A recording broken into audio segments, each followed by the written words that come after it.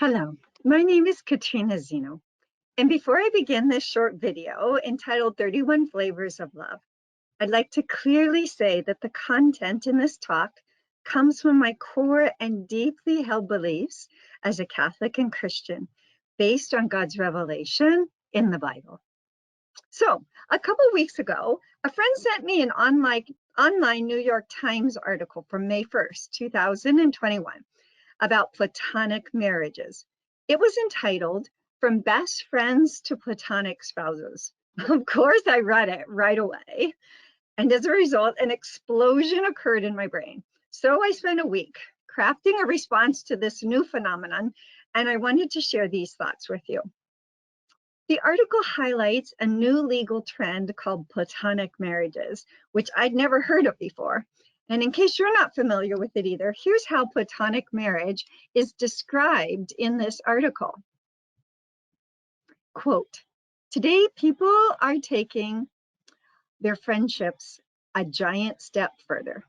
They're platonically marrying each other, vowing to never leave each other's side for better or for worse, end quote. These new social and legal units are non-romantic, non-sexual arrangements, sometimes sleeping in the same bed, sometimes sleeping in different beds. They are perceived as stable, long-lasting partnerships that meet each other's social, practical, psychological, and economic needs. In many ways, it sounds to me like vowing to be permanent, lifelong roommates who love and support each other.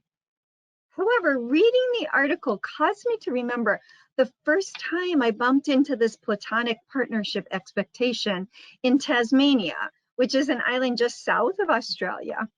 I had just given a talk to young adults on why male and female. In other words, I was speaking about God's plan for human sexuality as a total gift of self and love that includes the body and the one flesh union. And afterwards, a 20-something woman asked to speak to me. And in a genuinely puzzled voice, she asked me, why does sex have to be part of a marital relationship? Well, it took a few seconds for my brain to even grasp what she was asking. You see, so much of my speaking and writing over the years has been directed toward convincing people to only engage in sexual intimacy within the bond of marriage. It had never, ever occurred to me I would have to convince someone of the necessity of sexual intimacy within marriage, or that someone would want an asexual marital commitment. Well, that conversation introduced me to gender identities that are now commonly referred to as asexual, meaning having no sexual feelings or desires, or aromantic, meaning having no desire for a romantic relationship. In our contemporary world, where love is love seems to be the new cultural motto, multiple flavors of love are not only possible, but are now being given legal status. Thus, the newest legal expression of best friend love is a logical and appealing way to share the project of life with someone. Platonic marriage provides long-term emotional and practical support and companionship without the drama that romance and sexual intimacy bring. Perhaps we could say it's sharing the ice cream of life while deeming the ice cream cone unnecessary. This New York Times article, however, offered another nuanced flavor to platonic marriage, this time between partners who identify as pansexual. A person who identifies as pansexual experiences sexual, romantic, and/or emotional attraction toward others, regardless of their sex or gender identity. Within a platonic marriage, as already noted, personal connection and emotional intimacy are strongly valued, but romantic and sexual intimacy are left out. Within a pansexual platonic marriage, romance and sexual intimacy are outsourced. Each partner is free to date and to be sexually involved with people outside the marriage. A psychotherapist interviewed in the article explained that, quote, couples in this type of arrangement often find compatibility without being blinded by romantic feelings. Many of these relationships begin because the couple wants their family life separate from their romantic lives, as they don't find their romantic lives to be stable, end quote. I had already encountered this split between sexual relationships on one side and family life on the other through my Spanish immersion experiences. For generations, the machismo culture had enabled a similar split. Since it was commonly accepted for a married man to have mistresses where his sexual needs could be met, while his wife was the one he always came home to, meaning the one he built a stable family life with. I'd also encountered, though, the immense pain carved into a woman's core identity and self-worth through being expected to embrace this while outside the homosexual relationships versus the in the home stable family life. These women had felt trapped and resigned to this machismo flavor of love. And now, curiously, at least in the way the New York Times article reported it, this split between sexual love and family life was being upheld as a reasonable way to stabilize home and family life. In this sense, we could say the ice cream is shared at home, while the ice cream cone of sexual gratification is sought outside the married partnership. Well, all this dovetailed with another commentary on sexual love, another flavor of sexuality, we could say, I'd encountered a week earlier. I was walking along a canal path near my house, listening with great interest to the Drew Perowit podcast with guest Jamie Wheel. In case you're interested, it's podcast 208 entitled Rethinking God, Sex, and Death in a World That's Lost Its Mind. Although I just have to say, I don't necessarily recommend it. According to his bio, Jamie is an expert in peak performance and leadership, specializing in neuroanthropology, which is the intersection of culture, biology, and psychology.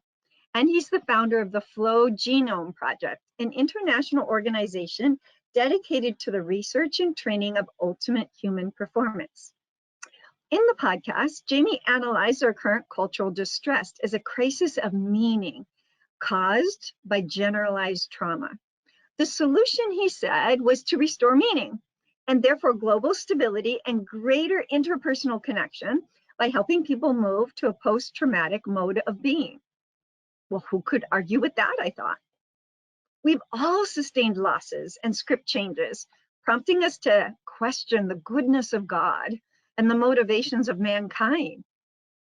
Well, as a devotee of peak human performance, Jamie wrapped much of his assessment in the scientific language of body chemistry and neural pathways, how these are affected by trauma, and how they could be re-scripted or healed. Then he arrived at his specific strategies for moving humanity to global peace, tranquility, and inclusiveness. And okay, I just have to say, I literally started hyperventilating. I had to stop listening to the podcast and repeatedly raise my arms up and down in order to diffuse the trauma that was entering my body. Why? Well, because based on his concept of sexuality as merely an aspect of evolution in which he says, quote, we are puppets on a string. So those are his words, not mine, that he used to describe how our sexual impulses pull our strings and we obey him. So based on this understanding of sexuality, he proposed harnessing the chemical and neurological states produced by sex and orgasm as a way to undo trauma. Since the brain activity resulting from sexual intimacy is similar to other advantageous neurochemical states that help the human organism to be more actualized, he wanted to use sexual activity as a therapeutic intervention to prompt healing, inspiration, and connection, so individuals could progress to a post-traumatic state. I hope you see what's being proposed here and why it impacted me so strongly. He's proposing that sexual orgasm, along with the chemical and neurobiological states it induces in our bodies, and especially in the brain, is to be isolated from any marital or even relational context, and proposed then and used as the scientific means for achieving global peace. Engage in sexual activity, access the chemical and neurological changes it produces temporarily in the body, use this window of opportunity to restructure one's neurological pathways, and the outcome, he claims, will be global peace. Okay, I couldn't believe my ears.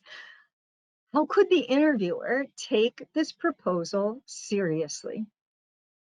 Didn't he see the damage it would cause? And not only that, sex is not a mechanical process in which it can be assumed if I do A, B, and C, then every time the outcome will be D. Rather, human sexuality is incredibly complex. It's organic and relational by nature. There are factors that can't be controlled and predicted because the body and relationships have novel inputs that can't always be predetermined and accounted for, and thus they influence the outcome. Jamie's approach seemed more like scooping out ice cream, putting it in a cone, and handing it to a customer for him or her to consume in order to create an altered state in the body. And then repeat this and repeat it again and again with the same expected outcome in Haiti, Nigeria, China, New Zealand, etc. And the effects of global trauma will be healed. But maybe Jamie's not so far off the 31 flavors playing field. Maybe he's simply adding another flavor to the varieties of love and sex already on offer.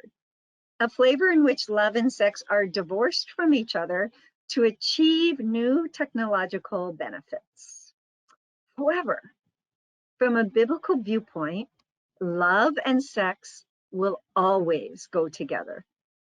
God's wise, beautiful, and sacramental design revealed through the human body as male and female, which we learn in Genesis 1:27, and consummated through a total gift of self and love in the sexual one flesh union, which is what Genesis 2:24 tells us. These don't change or evolve. God's plan is God's plan, which is even more fully revealed in Jesus Christ. But our culture has chipped away at God's plan and is amassing new legal and ideological strategies to discard it, aided and abetted by science and technology. How then can we better understand this 31 flavors of love and sex mentality surrounding us today? I'd like to identify 3 cultural shifts, or we could call them revolutions, that have dramatically re-landscaped Western culture in recent decades. Revolution number 1, separating sexual intimacy from procreation. While it can be unfashionable in both Christian and secular circles to speak about contraception and its damaging cultural effects, I'm going to risk it. Why? Because contraception inaugurated a revolution in which sexual intimacy was intentionally separated from procreation. As a result, sexual intimacy and sexual pleasure became mere activities, completely unrelated to fertility. Just as one would not expect a baby to result from going to dinner or going to the movies, so too, one no longer expects a baby to result from the activity of sex. Sexual activity is assumed to be sterile. And I just want to give a shout out to Dr. Scott Hahn in his book, The First Society, which is where I first encountered this idea that sex is now assumed in our Western culture to be sterile. So we could say ice cream is assumed to be cold. Sex is assumed to be sterile. This is our modern mentality, and the only one many young people know. Only if a couple decides they want a baby is the connection between sexual activity and fertility restored. A baby is the result of choice. so our thinking goes, not the natural fruit of marital love. Because, after all, sexual intimacy is normally sterile. This is the thinking behind the oft-repeated statement that there's no difference between two men having sex and a man and a woman having sex. What's the difference?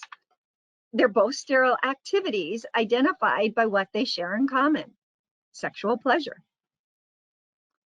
Revolution number 2, separating sex from love. Currently, we're in the midst of another revolution, one standing on the shoulders of the contraceptive sexist sterile revolution. This cultural revolution separates not only sex from procreation, but sex from love. In doing so, it overlooks the notion of marital love as unitive on every level and misapplies the concept of friendship love, which is what the Greeks called philia. Just as Western culture previously asked, well, why do babies need to be part of sex and the emotional attachment it brings? So now we are asking, well, why does sex need to be part of love and the emotional attachment it brings? In other words, we desire the emotional bond of friendship as the stable and ongoing organizing factor in our lives as partners, as a legal social unit, but we want to leave aside the emotionally unpredictable aspect of sexual intimacy. Thus, we've arrived at the flavor option of platonic marriage. Revolution number 3, separating sex from relationality. Jamie, as an entrepreneurial visionary, takes the trajectory of separation a step further. Why not separate sexual orgasm from procreation, emotional love, and romantic sex, and use its physiological benefits for the betterment of mankind? His logic fits perfectly with our cultural menu of individual sexual rights and the use of scientific findings to justify new interventions. In this case, harnessing sexual activity and brain neuroplasticity as a gateway to higher consciousness and peak human performance. It's but another flavor in the ever-expanding options of love and sex, albeit it's a more technological one. When and where, we must ask ourselves, will this redefinition and exploitation of love, sex, and marriage end? How many other flavors of marriage, love, and sexual activity and their intersectionality will we invent? And I just have to say it. What about the children? This whole utopian, or perhaps dystopian, view of sex, marriage, legal societal unit, romantic gratification, therapeutic sexual states, legal recognition and benefits, and the meeting of emotional, economic, and practical needs evolves primarily around adult needs and desires. Children seem to be an accessory, almost an afterthought, once we've arranged our lives around our sexual and emotional desires and attractions, or lack thereof, and secured a legal right to our preferred arrangement.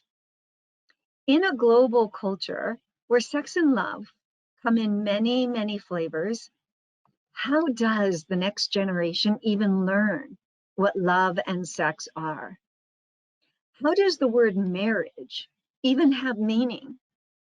We have thrown out the cone and watered down the ice cream to where it looks like a nondescript liquid that can be used for any number of purposes, and in fact, put it into whatever shape that fits the outcome we desire, whether that's global peace or legalized permanent roommates. Crafting a strategy to respond to our new 31 flavors culture could be a book in itself. However, for the sake of brevity in this short little video, I'd like to offer 3 suggestions aimed toward raising the next generation in a more stable view of reality. I like to call these the 3 R's: recover, reconnect, and resist. And that's how I'd like to conclude this video, is by looking at what we need to recover, what we need to reconnect, and what we need to resist. So first of all, recover. We need to recover the value of committed friendship. Platonic friendships, filial love, is the bedrock of society because platonic friendships provide the foundation for a variety of bonds of belonging. Parent to child, sibling to sibling, friend to friend, coach to athlete, teacher to student, pastor to parishioners, married couple to married couples, etc. However, in a mobile and digital culture, friendships like these are in danger of appearing and disappearing like a mirage. Committed friendships require effort. I mean, just think of your committed friendships, how much effort they required, the patience they've required, navigating the ups and downs of the unpredictable drama of life and the truckload of emotions they bring. I don't know about you, but that certainly describes my life. There's been drama. I've had lots of wild swings of emotions, and yet my committed friends have been there through thick and through thin. Being a committed friend is a skill that must be developed and practiced because it's meant to last through good times and bad, through sickness and health. Only through these ups and downs is the stability of a committed friendship form, one that sustains and supports us through the years, because we know that we know that we know that we belong. We belong to this person. We belong to this friendship. We don't have to create a new category of marriage to assure ourselves we won't be alone on the journey of life, even if at times we feel alone. Number 2, we need to reconnect language with objective reality. What do I mean? Postmodernism, which is permeating our educational and legal systems, regards language as culturally constructed in order to safeguard the dominant power structure, to keep the power hierarchy in place. As a result, words such as marriage, sex, and love need to be overthrown and redefined, since they enable this hierarchy of oppression and a fixed view of sexuality and societal organization to exist. Young people are caught in a new war of words where reconnecting language with objective reality, in other words, calling a man a he, or defending marriage as only between a man and a woman, is quickly becoming a criminal offense. This is where our children are caught in these war of words, especially for Christians. So perhaps maybe you, like me, it's been difficult to comprehend this reality of thinking of the world around us, creation, as constructed rather than created. And this is baffling, this language of construction. You see, the postmodern interpretation of language is that we create reality. And this is the polar opposite of biblical revelation. In the Judeo-Christian heritage, it regards language as the means to encounter and communicate reality as it is. Humans don't construct reality. God created reality, and God invites us to participate in his wise and intelligent design woven into nature.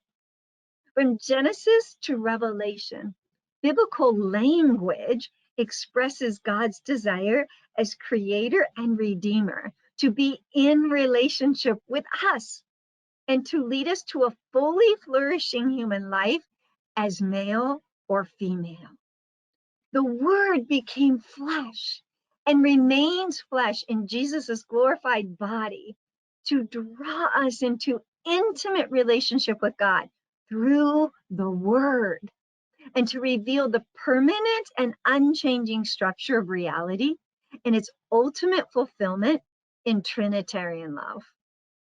In contrast, though, the next generation is being told to deconstruct reality and replace it with an evolutionary paradigm where words and language are used to reshape and redefine reality. As a result, marriage, sex, and love must be reconstructed to be more inclusive and fluid. So while it's difficult and very uncomfortable, we have to help the next generation understand and embrace the objective significance of language, that we don't reshape it and reconstruct it and redefine it. Rather, it has objective meaning. It points to a reality. And this allows us to articulate the permanent and unchanging structure of reality as it is, and not as the way we want it to be or the way we want to construct it to be. And finally, number 3, resist. We need to resist the technological imperative. Now, even though you might not be familiar with the phrase technological imperative, my guess is you're most likely familiar with its meaning. If technology can accomplish something, we'll do it.